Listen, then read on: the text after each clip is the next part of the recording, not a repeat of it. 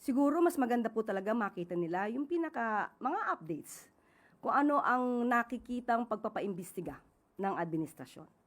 Hindi naman din po nagpapahinga ang Ombudsman, ang DOJ, pati ang DPWH para mapanagot ang lahat ng dapat na managot. Meron na po naman nasampahan na kaso.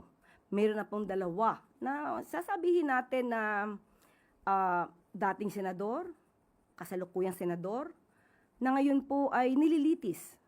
Although hindi natin sasabi na sila lahat ngayon ay guilty na dahil ito po ay depende sa magiging desisyon ng korte. Pero sana makita nila lahat ang naging accomplishments kahit wala pang 1 year. Kahit wala pang 1 year, marami na pong nagawa. Nagkaroon na rin po ng freeze ng assets ng mga sinasabi nating maaaring sangkot sa flood control mess.